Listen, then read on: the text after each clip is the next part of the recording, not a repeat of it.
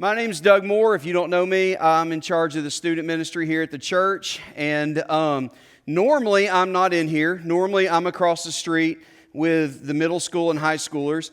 But Dr. Steve has asked me to kind of present some research beginning last week and ending next week on kind of what I've been studying in my doctoral work over the last couple of years. And I haven't had the focus of student ministry in my program, but the final project was related to moving elementary students into middle school into high school, and high school into young adulthood when those transitions happen in the life of a adolescent family.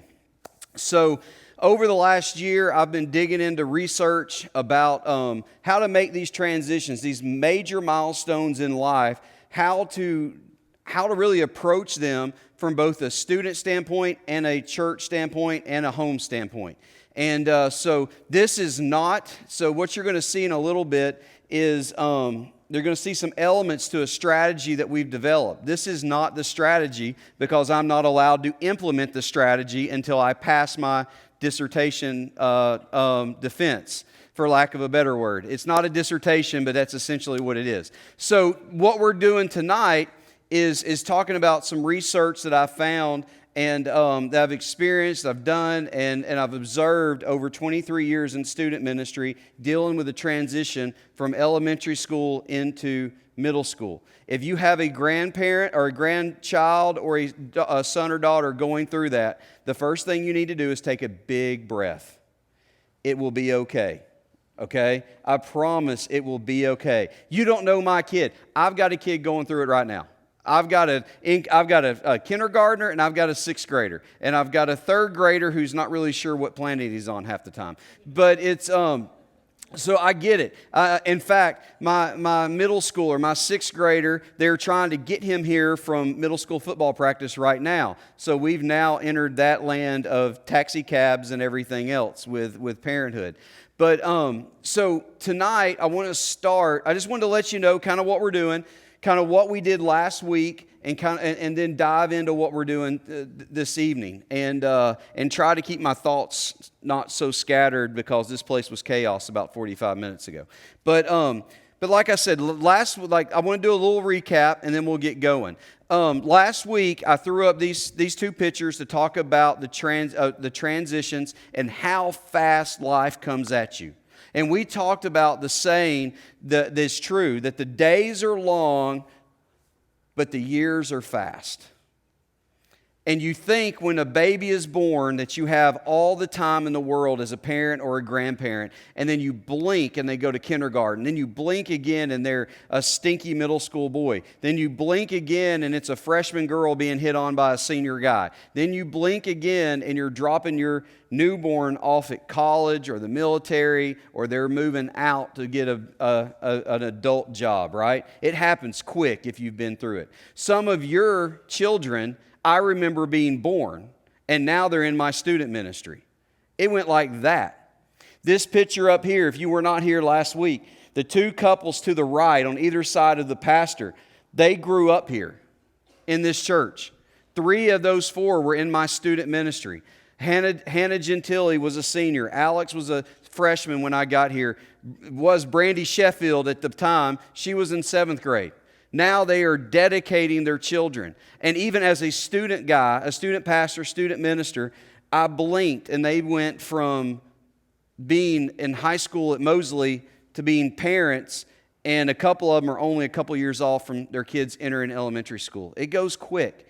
In a flash, it's over. So what we want to do is we want to help you as a church to come alongside families to help make the days matter, to make the time count. Because you only have 936 weeks from a newborn until they become an adult. And that's kind of visualized over here in our marbles that everybody around Emerald Coast is becoming familiar with. No one has ever seen these and walked out the door yet, but it's coming. But you know, every fall, the pastor and myself are going to make a big deal out of these marbles. And we talk about how every week, each marble represents a week in your child's life. And every week, you have to pull out a marble because you lose that time. That time is spent. And we need to make sure that how we spend our time, we spend it wisely. And then what we talked about last week is, we'll get into Daniel in a second.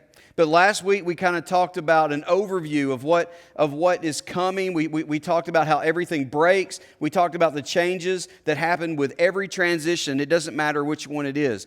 But like friendships change, parent-child relationship dynamics change, interests change. But ultimately the phase of life you're in will end. And when your baby becomes a kindergartner, when your kindergartner becomes a middle schooler, and so on, you're going to have to ask yourself, did you take advantage of the days that God gave you in that phase of life with your son or daughter or with your grandchild? And our prayer as a church, our pastor's prayer, our elder's prayer, is that you would be able to say resoundingly, yes, you took advantage of that time, and you would do it all over again, not to get it right because you did it wrong, but because it was so much fun. And with every passing of a phase you move in, there's a mourning, but there's also an exciting time that we're going to talk about tonight a little bit. You're leaving one phase and you can mourn that, but let's not mourn a phase so much that we forget to celebrate the phase we're in. Does that make sense? You follow me? I remember when my son Weston started kindergarten, I probably moped around here. I was probably miserable to be around for about a month and a half. I thought my little buddy was gone. He'd always grown up going to football practice at Mosley with me. He played catch at 4 years old with quarterbacks and wide receivers on the practice field. The games, we'd take him out in pregame and we would throw in front of the band and they would chant his name. It was a lot of fun. And I miss those days. But then he hit kindergarten. And we had more fun days. It just changed a little bit. So let's make sure that whatever phase you're in, especially if you're in this phase of middle school, that we take advantage of that time. And we don't necessarily mourn what is past, but we celebrate the moment that we're in now. Does that make sense? So it's all middle schoolers, especially sixth graders, they enter this stage and they ask the question of, who am I? When they hit middle school, they begin to form their own identity in a way. They begin to ask questions that they've never asked. They begin to experience things that they've never experienced before, and it challenges them. It excites them. It motivates them, but it oftentimes puts fear in us as adults because we don't know what they're facing. And let's be honest, with the age of social media, none of us truly understand it because we didn't grow up with social media. I mean, I look back on my time in high school and I look at all the stuff that I did that I wouldn't want on social media. And I was considered one of the quote-unquote good kids, right? But it's real and it's hard, but it's exciting as well. So in this phase, everything breaks. Friendships change. Birth of friends that have been friends since birth, they begin to change dynamics and begin to part ways, and they begin to not show the same interest. We see interests change. Kids that used to play sports don't want to play sports anymore. Sixth grade's a hard year for this. Kids get cut for the first time. They go out, they try out for a team, and they get cut. If they make the team, they're not guaranteed to play like they've always been guaranteed in Little League. Everything changes. For the first time, some of these kids are going to struggle academically as you introduce algebra and pre-AP to these kids. And some of them are going to excel, some are going to struggle. And it's up to us to walk beside them and to help them navigate these uncharted waters while they're going through all the changes that puberty brings, all the chemical imbalances, all the physical changes that are happening in their bodies. It's a lot for the kid, but it's also a lot for mom and dad, isn't it? I mean, it's a lot. It's a lot. But we have to be there to help them navigate that while the role between mom and dad and child begins to change a little bit. I mean, one thing that I've learned with middle schoolers is that they can take on more responsibility. They can do that. But there's also a lot of things that we want them to do that they can't do yet. So in the middle of all the change and all the things that break in this sixth grade year, as kids make this transition, we got to go back to Daniel. And we're going to look at Daniel, and we're going to look at the end result of what we want. Not every day is going to be a soaring victory. Some days are going to be colossal bombs, okay?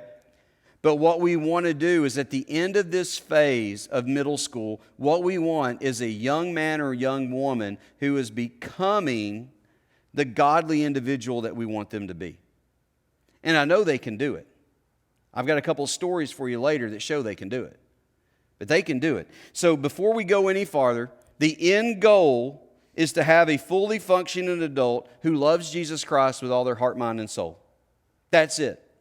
But it takes time and it takes effort and it takes a lot of sleepless nights where you're praying whatever that is into or out of your kid. Like I've already experienced some of that. And we're all a week and a half into school. Right? Some of you parents have put 2, 3, sometimes 4 kids already through middle school and high school. You're just like, buddy, you don't know what's coming, right? Some of you grandparents, like, you have no idea what you're about to experience, Doug. You're right, I have no clue. And I'm about to find out if everything I've been saying and everything I'm saying right now is worth the air that I've wasted saying it. But the goal is to have a fully functioning adult who loves Jesus. In Daniel, we see a young man who becomes that. In Daniel chapter 1, verse 8, we're going to pick up in the Bible, same verses we used last week, but they're so important that it's not worth going and finding another chapter, another verse, or another book when this is so relevant to not only their age group, but I think it's relevant to us. I mean, do you guys as adults sometimes face times where you have to make a hard decision and you're trying to make the godly decision and you know the godly decision could cost you?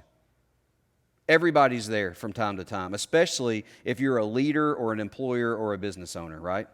Sometimes there's just hard decisions. As a parent, sometimes there's hard decisions you have to make that go, I really don't want you going to that place with that person. And I don't really know why to explain it, but my mama gut tells me not to let you go. And you know you're going to take heat. And by the way, I believe in that mama intuition. And it has saved me a couple times at summer camp. Right? But here's what we got in Daniel chapter 1 verse 8. God had promised the Israelites that if they obey him, they would flourish. If they did not, they would be cursed and he would bring judgment upon them. After giving the people chance after chance after chance after chance after chance, God finally said enough. And he allowed the Babylonians to come down out of the north. The Babylonians were the most powerful nation in the history of the world up to that point. They came down out of the north and they just absolutely destroyed Jerusalem and the nation of Israel. They just destroyed them. And in the middle of all this, as they often did, they would take the brightest and the smartest back to Babylonia, back to Babylon, where they would basically put them in a re-education camp to where they would train their nationality out of them and they would train the Babylonian ways into them. And Daniel was one of these. He was picked to go back over a couple of thousand miles away from his home, to never see his home again, to never see his family again, and to be re-educated in the ways of the Babylonians and their empire. And then to be a servant in their government as they expanded their influence across the known world. And during this time, we see that Daniel had an opportunity to compromise his faith for personal gain in the moment. But what we find out is that he refused to do that. So before we get to verse 8, what you got to remember here is that he grew up in a Jewish home that taught him Deuteronomy 6.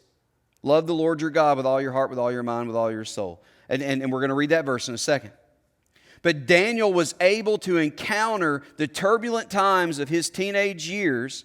Even though those teenage years are different than teenage years now, he was able to, as a young man, encounter the turbulence that life brought at him and honor God, I think, a lot, not because of his own dedication, but because of the dedicated believers that were around him in God. He had parents and grandparents and family members that invested into him, and it is evident here because it would have been so easy for Daniel to say, you know what? I got to make the best life I can here. I just got to do what I got to do to survive. I got to get along to get along. So, but he doesn't. In verse 8, what we pick up, Daniel had decided that he was not going to defile himself after being told to eat of the king's best food, or with the wine that the king drank. So he asked permission from the chief eunuch not to defile himself. God had granted Daniel kindness and compassion from the chief eunuch. Yet he said to Daniel, I fear the Lord the king, my lord the king, who assigned your food and drink.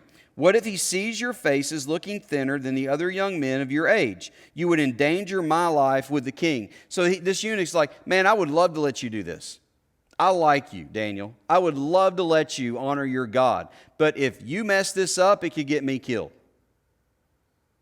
So sorry, but no. He said no. So Daniel said to the guard, whom the chief eunuch had assigned to him and his friends, please test your servants for 10 days. Let us be given vegetables to eat and only drink water. Then examine our appearance and the appearance of the other men who are eating the king's royal food, and deal with your servants based on what our appearances are. Verse 14, he agreed with them about this and tested them for 10 days. At the end of 10 days, they looked better and healthier than all the young men who were eating the king's food. So the guard continued to remove their food and wine they were to drink and gave them vegetables.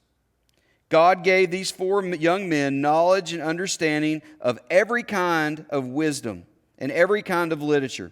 And Daniel also understood visions and dreams of every kind.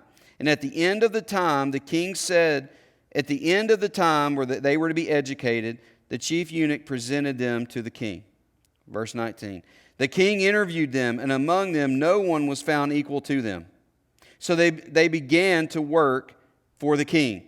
In every matter of wisdom and understanding the king consulted them about, he found them to be 10 times smarter than all the magicians and mediums in his kingdom. And Daniel remained there until the year of King Cyrus. So here's the thing. Daniel had an opportunity to compromise his faith. Just like our kids, and we do, have the opportunity to compromise our faith every single day. Every single day, all of us, including our young middle schoolers and children, are put in positions to where we have the ability to choose to do right, and we have the ability to choose to do what the world says is right, but is against God's Bible. And we have to make that decision. And how are our kids going to be able to make the decision to honor God if we are not instilling a firm foundation in them? In today's world, it's hard. It's hard when you have that foundation. Like, it's just hard what these kids have thrown at them. Through social media, through culture, through every single day there's a firestorm on Twitter. There's a hashtag. They got to be angry about something. They got to support something. It's coming at them. They're exploring all the temptations that come with growing up.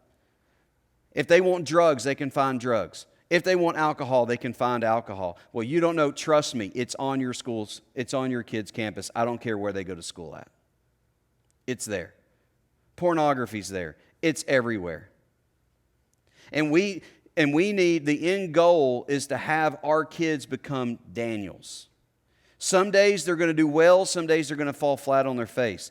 But if we're putting the foundation in them, there's a really good chance that they would learn to live for Jesus if they see us living for Jesus. And this is backed up in Scripture. Why was he able to weather the storm in Babylon as a young man when he could have easily caved and probably had more riches and more notoriety early in his life? Deuteronomy 6. He grew up in a godly household. Let's look at this. Moses tells the nation, listen, Israel, the Lord our God, the Lord is one. Love the Lord your God with all your heart, with all your soul, and with all your strength. These words that I'm giving you today are to be in your heart. Verse 7, repeat them to your children. Talk about them when you sit in your house and when you walk along the road, when you lie down and when you get up. Bind them as a sign on your hand and let them be a symbol on your forehead. Write them on the doorposts of your house and on your city gates. Basically, Moses tells parents to make sure that God is so evident in your life that your children catch Him from your life. See, what I've learned with working with teenagers and working with adults, especially adults who don't grow up in church, Christianity is more caught than taught. Like it is, I remember the people that impacted my life for Jesus when I was in high school, that really got my faith on track after the foundation that my parents and my grandparents put in my life, were 2 guys in an English class my junior year. One became a drum major at the University of Tennessee and now is a financial guy. The other is a Church of God worship pastor, and he owns a recording label on the side. Those two guys impacted my life for Jesus, not because of fancy sermons and great Bible studies, but because I saw Jesus overflow them, and Jesus overflowed their lives and flowed into me. And the foundation that my parents put in me was also impacted because I caught the joy that they were living with. Does that make sense? You follow me? And that's what we try to tell our kids to do every day in school, is to be a missionary for Jesus. So to let Jesus overflow you so that others that you go to school with, they'll see it and they'll want it. What I would tell you is allow Jesus to overflow your life so your children see it and they want what you've got. So when you're sitting in the stands at a high school football game Friday night, that when everybody else is cussing and yelling at the coach and the referees on the field, that they see Jesus in you and your kids see it. That's how Daniel was able to withstand the hurricane or tsunami or whatever you want to call the cultural pressure that was put on him when he was held captive by the king of Babylon. And what we see here is that Moses is not just generally talking to a random group of people. He's talking to parents. He's talking to parents. But he's also talking to the nation of Israel. He's not saying give your kids to somebody else and let them raise them. He's saying, Mom and Dad, you are the primary place of spiritual leadership in the life of your child. Not the church, not the temple, not the priest, but you. And if you are the ones that will ultimately stand before God and give account for how you raised your kids and if you put Jesus in them or not. But he's also talking to the greater nation. In Israel, it was made up of 12 tribes. And then in those tribes were clans. And inside those clans were families. And he was talking to them. And these families and these clans, they would do life together. So you don't think aunts and uncles and other adults poured into these kids? Absolutely they did. It kind of sounds like a church environment, doesn't it? It takes a village. It takes your influence. But then, as we like to say, we like to be the third adult in your child's life. Mom, dad, and then us, the youth ministry, the children's ministry, the church. We want to come alongside you and work with you as you do that. Because we believe that God was also talking to the larger body of believers in Him. And so last week I showed this illustration on screen of the church and the home working together, right? The home is the red, the church is the yellow, but then when you combine those two influences into one combined powerful influence, not only do you get Tennessee orange, but you get that totally, okay, I got to stop saying that. That works in Tennessee, I'm telling you, best color ever. But here's the thing, you get the red, you get the home, the influence of the home and the influence of the church, you combine them together into one powerful influence that is working together for a common goal, which is what? To have Daniels and to have fully functional adults who live for Jesus and then transfer their faith over to their kids. That's what we're going for. So in this whole transition thing, in any element that we do with our children's youth ministry, college ministry, adults, we want to work with you so that we can combine influences for a greater good. We don't want to run on parallel tracks. We want to run on the same track. Right? That's one reason that the children's ministry and the youth ministry now use the same small group curriculum. So you're getting emails from Bridget, and if you're a parent, you should be getting an email from me about what we talked about, and hopefully you're going to start getting those before you actually make it to second service, if that's the service you go to. So on your way home, you can start talking about small groups with what your kids and teenagers went through. Because if everything works right, they should be talking about the same thing every week now. And that's just one small area of us working together. But how does this work at ECF in more detail? One, you all seen this chart, it's the funnel. It's the next steps funnel, where we want to take you and through our 5 next steps. In fact, Dr. Steve is in week 2 of next steps right now. If you've never been through that, I would encourage you to get with Jennifer Sims and get involved in next steps. It is revolutionary what it's doing to our church as a whole. From top to bottom. But we want to partner with you to walk you through that next steps. Real quickly, last week we talked about 5 things we do as a church that's backed up by research, right? Go ahead and go to that next slide. The first is a saving relationship with Jesus Christ. From a church, if we're teaching that, we can help you. Second is a positive relationship with godly parents. We want to invest in your marriage so you can have a positive marriage so that you can have a positive relationship with your kids. Multi-generational relationships are important. That's what keeps kids almost as much as anything in church after high school. The church must prioritize young people, and the church must teach a missionary mindset. What you need to do at home is you need to love God, number one. You need to love your student. You need to put boundaries that they've got to live within, and when they break those boundaries, you got to enforce it with consequences. And then you have to accept and believe in them no matter what. That's how the church and the home works together. That's backed by Christian research. That's backed by secular research. I just spent way too much time recapping last week. I apologize if you just heard that for the second time. But what's happening in your sixth graders' world? Let's talk about this, okay? This is where a lot of the research goes into the next couple of minutes. A lot of this is also in that packet that some people were passing out. And most of what I'm talking about is going to be in there. So what's going on in the life of your sixth grader? A lot of stuff is going on. Mentally, your sixth grader enjoys learning new skills. They want to learn. They want to improve. They are able to start understanding abstract concepts. They begin to think about how actions affect the future. They start to understand the power and influence, both the power and influence they hold and the power and influence that other people hold. They question everything and they do not take things at face value. And they begin to develop a worldview. I'm seeing this in my house right now. This is everything we're talking about today. I'm sitting here going like, man, that's my house right now. And it's exhausting. It's exhausting. But we're making it through, right? One day at a time. So they enjoy learning new skills. They're able to start understanding abstract concepts. They begin to think about how actions affect the future. But all this stuff right here is about to be kind of contradicted by what I'm about to say. But their brains are so underdeveloped that they don't really understand what's coming. Like I see some of the teachers nodding. You know exactly what I'm about to say. The common sense lobe of the brain is the last to develop in your early 20s.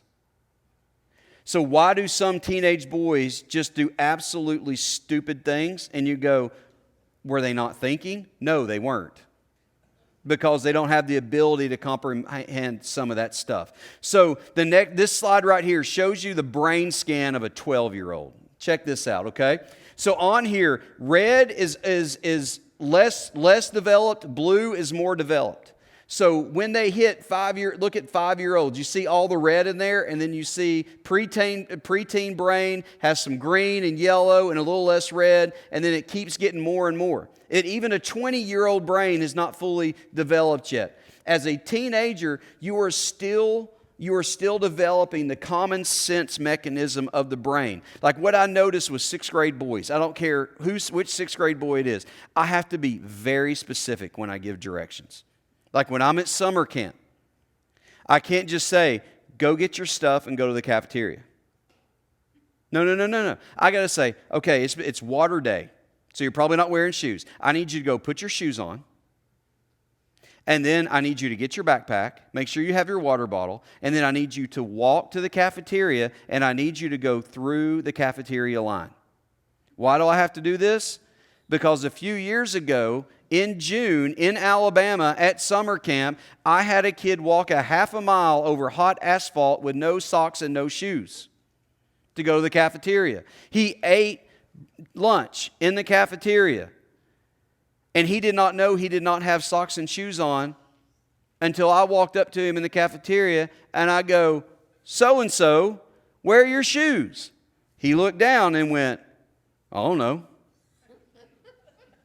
You just walked across a half mile of hot asphalt in Alabama in June, and you didn't notice that? No, sir? Okay. The next year, we have a young man come up to me and Bridget, and he goes, Miss Bridget, a turtle ate my shoes. Bridget's like, please tell. Please explain, right? So he goes, well, I was on one of the paddle boats in the lake, and all of a sudden, my shoes were gone. So I think a snapping turtle ate my shoe. Well, he put his shoe up on the most unstable part of the boat, and his shoes had fallen off into the lake, and they had sunk. They're probably still at the bottom of that pond.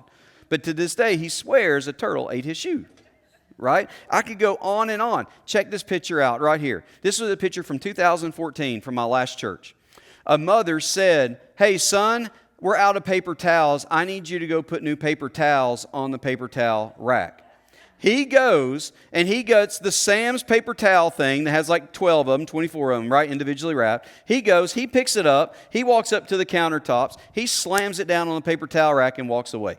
Doesn't unwrap it, doesn't do anything. Just slams it down on top of it. And this is my friend, really good friend of me and Carrie. She says, when you ask a teenager to get a new roll of paper towels to go on the paper towel holder, you had better be very careful and specific, or this could happen, ... What is a mom to do? Right? One more story before we move on, because we got a lot to cover. A seminary professor of mine tells this story of middle school boys, okay? This mom had this really nice cherry tree in her front yard. This young man wanted a bike ramp. So what does he do? He goes into the garage, gets out an axe, and cuts down the cherry tree in his mom's front yard. Proceeds to find a piece of plywood and put it over the trunk of this tree so he has a bike ramp. And we're all sitting I'm in the room, and I'm sitting there going like, okay, that's dumb, but okay, at least he's thinking. The boy that did this had to walk over cinder block and 2x4s to get to the axe to go cut down the cherry tree so he could put plywood over the cherry tree for a bike ramp. See, in his mind, he was accomplishing something. In our mind, it's like, son, what are you doing? It's because their brains aren't developed. Why do middle school girls get involved in so much drama? Part of it is their brain's not developed. Another big part of it, let's keep going here. Emotionally, part of it is they don't want to be left out. But let's look at this. Emotionally, peer pressure becomes real. They become sensitive to the opinions of other people about them. They think the world is watching them. This is a real thing. This is a real thing. Two things that happen with middle schoolers is they get this imaginary audience where they think everyone is watching them, to the point that if you've got a big room like this, there are certain low confidence middle schoolers that would absolutely put the fear of God in them to walk in that door during dinner, walk down the middle of the room and out the back door. A lot of them won't do it, and if they do it, you'll see them tense up. It just scares them to death because they feel like everybody in the room is watching them. They feel like every conversation is about making fun, that like they're picking at them, they're making fun of them, talking about their clothes, whatnot. That's a real thing that these kids go through. So pay attention when kids won't go through a crowded room. It's a real thing. Another thing is the personal fable. I call it the Disney fairy tale, to where they come up with this picture-perfect image of the future that is so unrealistic that everything is deflating because of it. I see this a lot in high school senior girls when they hit senior year. They've made this image of what their senior year is going to be, and it's so elevated and so fake, so unrealistic that no matter how good their senior year is, they just crumble because it's not what they had thought it was going to be in their head. These are real things that I see all the time. With imaginary audience and personal fable. Usually it's got to do with a knight in shining armor. It's got to do with a job, the invincibility factor. Why do high school guys drive 110 miles down the road? Because that's not going to happen to me. I'm invincible. I've got a personal fable. God's going to take care of me. I'm indestructible. Or they get the imaginary audience. Real thing. They begin to feel pride and embarrassment. Relationally, we've already talked about family dynamics change, friendships change, interests change. Culturally, their ethics are challenged when they hit 6th, 7th, and 8th grade. And they constantly deal with ever-changing cultural opinions. You should have imagined the questions that I got from middle schoolers during the George Floyd thing a few years ago. You should imagine the questions I've gotten about COVID. And you'd be amazed at where they're going on the internet that would scare you to death on where they're getting the information that they're hearing. Does that make sense? I get it. The political statements that come out of some of these kids that they hear. They have no idea what they're talking about. But it's just like culturally, everything changes. They begin to think. They begin to try and comprehend new ideas and new philosophies and new cultures. It's just overwhelming for them. Now, you've got people who say, okay, what are your pronouns? Right? I mean, back in February, I said in our Pink and Blue series, there are 2 genders. Afterwards, I had a couple of kids walk up to me, and other adults, and go, well, I don't know which one I am. I use different pronouns. So we're beginning to have to deal with that in middle schoolers. We deal with racism. We deal with politics. We deal with sexual relationships. We deal with alcohol. In some ways, middle schoolers interact with more risky behavior than high schoolers, because high schoolers know it's to some degree that it could alter their lives. Sometimes middle schoolers, they don't understand what they're getting involved with. It's just things that I never thought I'd have to deal with that we're now dealing with. That's where that Deuteronomy 6 comes in. That we've got to put the foundation in them so when they get hit by this, like everybody's worried about the college professor. Everybody's worried about the teacher that's going to lead them astray, the coach. I'm not near as concerned about that as I am what gets filled in these kids' heads every single day on Twitter and Snapchat. Okay? Technology. Let's look at technology real quick. I got to fly. I'm running out of time. Technology, cell phones. Most kids start getting cell phones. I'm the guy that swore to death my kid would not get a cell phone until 8th grade. Then my kid started playing middle school sports, and he's at one school and playing at another school, and I want to know where the joker's at. I'm about to track him. If I can't put a tracker in his arm, which I can't do, he's about to get an iPhone so I can live 360 that joker. I'm going to know where he's at every second. I'm going to make sure he gets in the car to go to practice and make sure he gets in the car to come here on Wednesday nights. Some of y'all know what I'm talking about. But it's like I want to be able to get a hold of him. But coming with technology and cell phones and online gaming and everything else comes a very dangerous world. People ask me, when do kids first experience pornography? The second you hand them a cell phone. Well, not my kid. Your kid probably knows a lot more than you did when you were in college, when they're in 6th grade. If you haven't had the talk by 3rd or 4th grade, you're behind the ball. You're behind the ball. And I have parents every year say, man, I got to have the talk before they get to the middle, before they get to the reg. Yeah, you better have the talk. We don't shy from it. Now, we're not going to get into like biology, but we're not going to shy from it. So cell phones, technology. There needs to be, every parent needs to have a contract with boundaries and what happens when those boundaries get broken. There should be no technology in a middle schooler's bedroom after bedtime. That's a recipe for disaster. Adults must set the example. That means mom and dad got to put their phones down. If mom and dad are addicted to their phones, son and daughter is going to be addicted to their phones. Parents need to regularly go through all technology. That's through text message. That's through social media. There's apps out there that will actually tell you, like, if your kid deletes a text message or not. I mean, I'm still learning all the tech side of this, but it's really in depth of what you can do to help them and to help train them and educate them. You've got to set up parental controls. One of our IT guys here recommends Bark. I'm beginning to put on cell phones. It's an app you can download to your phone, and what it does is it limits certain apps and what those apps can do.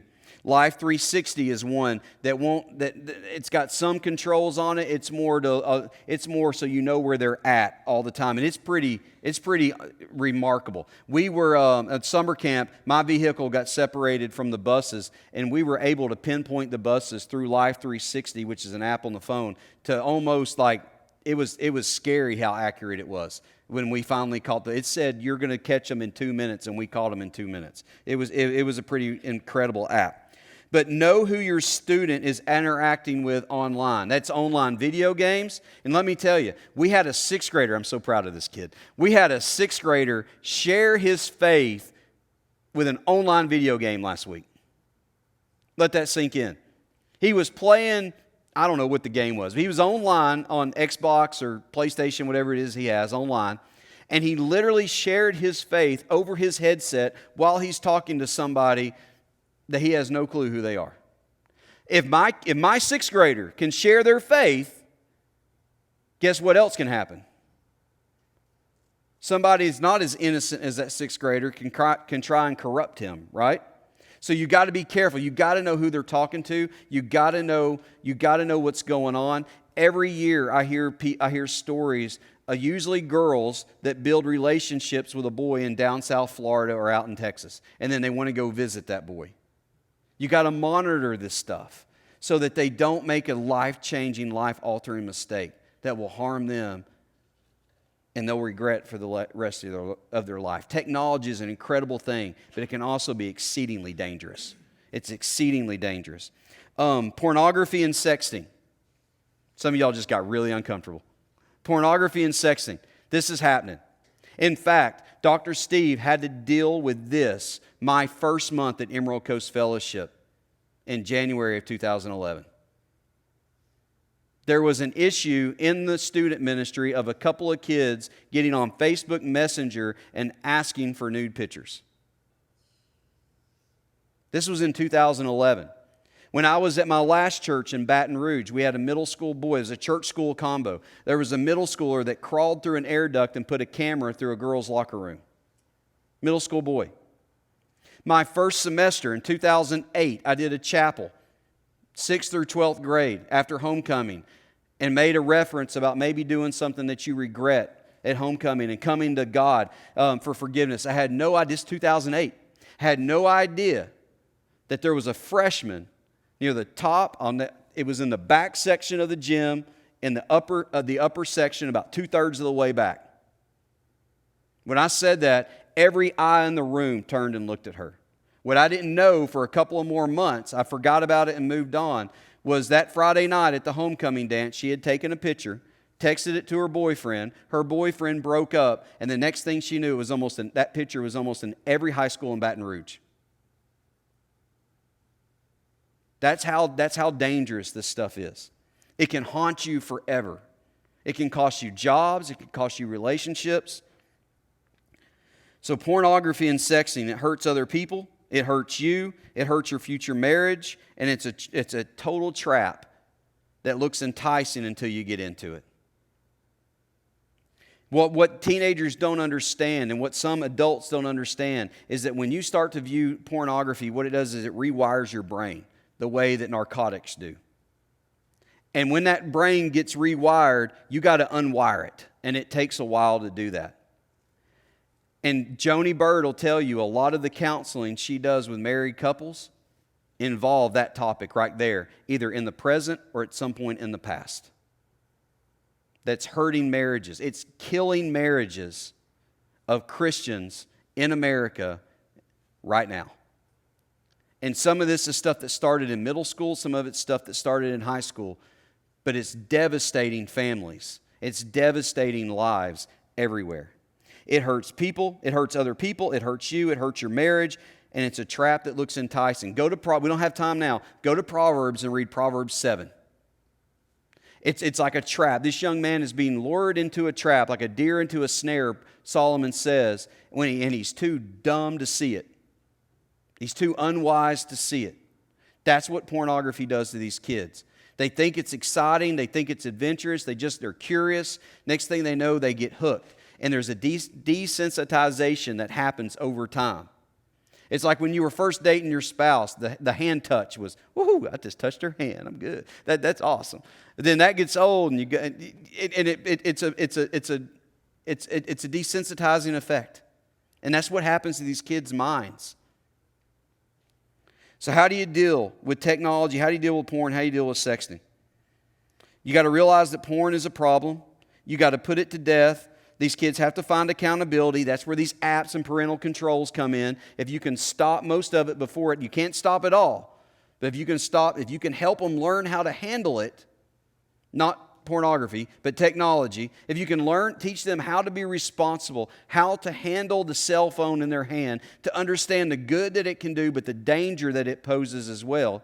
And you can do that through accountability and letting the leash out a little bit as they earn that. And who they can text and what apps they can download. And maybe they don't need a Facebook or Twitter or whatever right now, but maybe over time they can prove they can handle it. And then you've got to allow God, if you're caught up in that, these kids and adults have to allow Him to heal them. Same thing with sexting. We tell our students, you should never ask anyone to send you a picture. If someone asks you for a picture, we tell them, go find an authority figure. Go tell your parents. Why? Because it's the right thing to do. Then that's good enough. Always do the right thing for no other reason than it's the right thing. But there are other legal implications involved with this. And we have people in our church that deal with the legal implications of this every single day. And we have people in our church that stand on the wall, that go after predators, and they live in a very dark world so your children are safe. And it's amazing the stuff that these people see and the garbage that they have to deal with every day, that a lot of it could be prevented if we teach them how to endure life in a godly way. So dating, let's talk about dating real quick. We got to fly through this because we're running out of time. I got caught up early on reviewing. Dating, they must be a Christian, right? I mean, dating is something that happens. As a student pastor, when I find out that two kids are dating, my heart kind of sinks a little bit.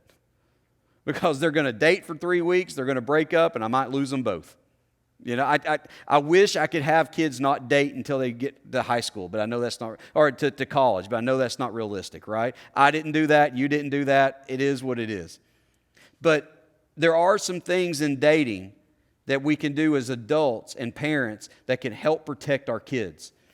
The first thing is they've got to be a Christian, right? I tell our kids, you should never date someone who's not a Christian. And it always seems to be the girl that tries to date the guy to Jesus, and then the guy pulls the girl out of church. Even though now, as I walk through high school cafeterias, some people are going to disagree with me, but my eyes don't lie. What I see doesn't lie. A lot of the most aggressive sexual behavior I see in a lot of these high schools are girl-initiated.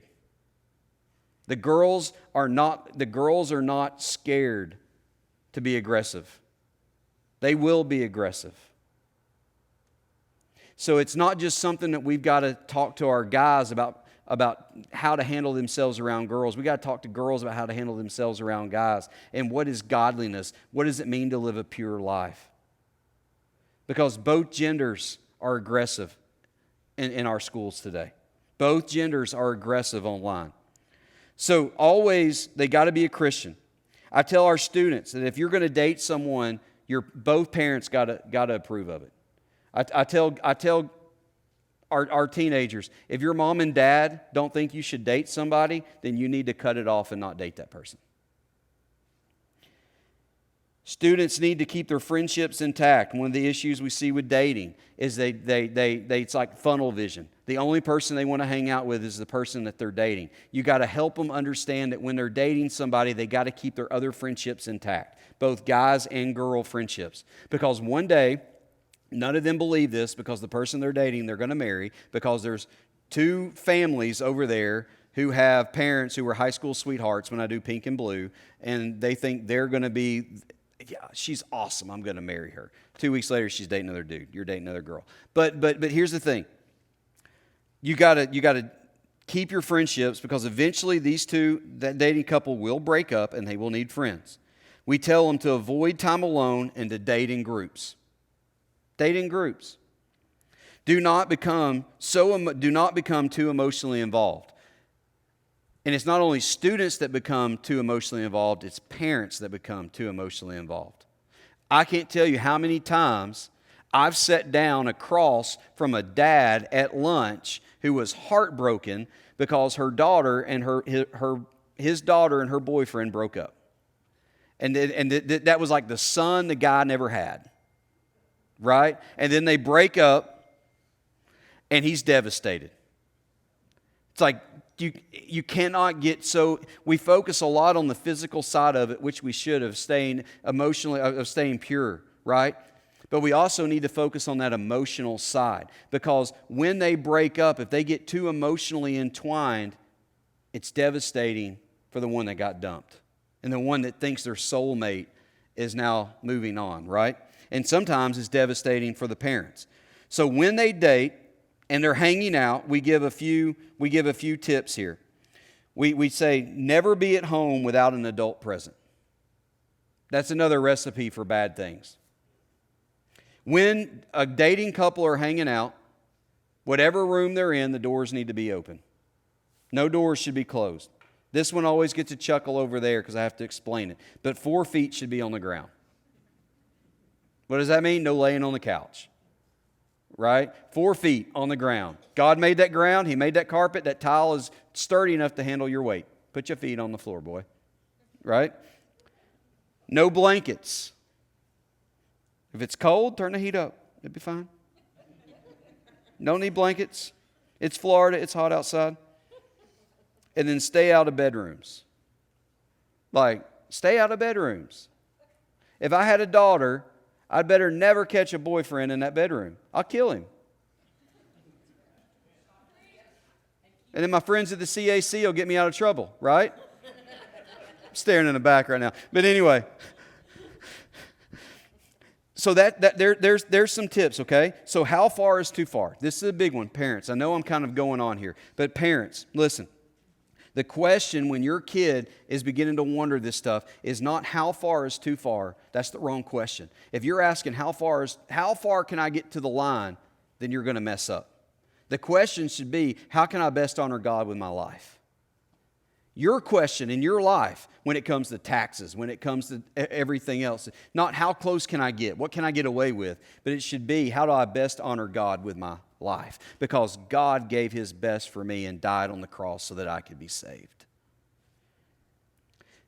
And then on there's a little bit of friendship stuff that really just to hit on that is we tell kids, and you need to tell your kid to always be an includer, not an excluder.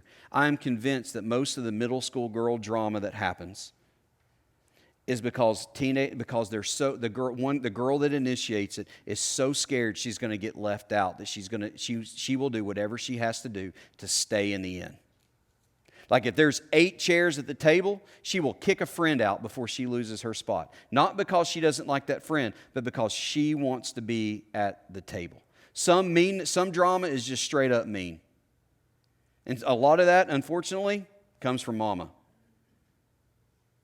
I'm just going to tell you. But a lot of it is, I think, a lot of the teenage drama is, one, the brain's not fully developed. There's all this chemical stuff going on inside of them. They're so relational. They're so scared to be left out.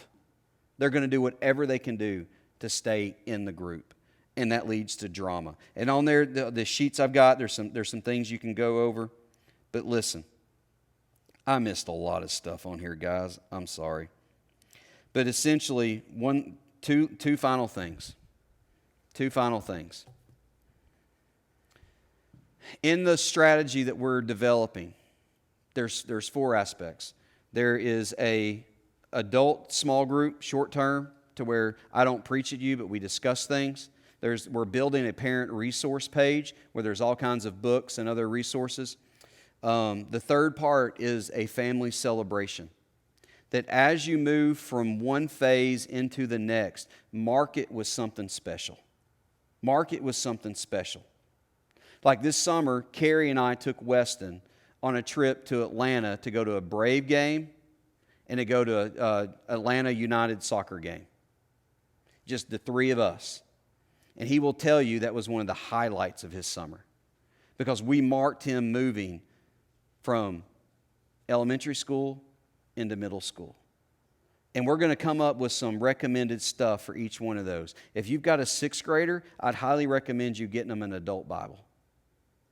I know the blue kitty colors, those are cute. Those are great for 3rd graders. They're in 6th grade. Get them a Bible. Get them an ESV or something. A leather-bound Bible that they can carry. And then our final thing is ministry on-ramps. What we want to do is we want to provide events that help your student make connections with other students and adults throughout the 5th grade year moving into 6th grade so that when they hit the rec their first Wednesday over there, they know they belong and they already know people. And we're working really hard, and I did not get to that because I had way too much information for tonight. But thank you all for listening to my rambling. Next week we'll go into ninth and college, and we'll forget all the recap stuff. We'll just move straight in. And but let me pray, and then I got to go baptize 4 teenagers. Father God, we love you, and we ask that you would be with us and guide us. There's a lot more resources and information in those booklets than I went over tonight. So Father, just be with these parents as they raise godly teenagers, both as parents and as grandparents. Maybe their aunts and uncles. Just be with them. But more and more, God, but even more so, God, help us to be the people that you've called us to be. Help us to be the living, breathing example of Jesus that you call us to be throughout Scripture. God, be with this church as we try to reach this community for you and to be good news to this community. I pray for Dr. Steve and as he's leading Next Steps behind us, and there's a huge Next Steps class. I pray that you would be with those people as they learn who we are as a church and learn how they can get involved and learn how we can walk beside them. But God, we love you and we thank you. In your name we pray. Amen. Hey, thank you all for being here, and thanks for being the guinea pigs for this. We appreciate it.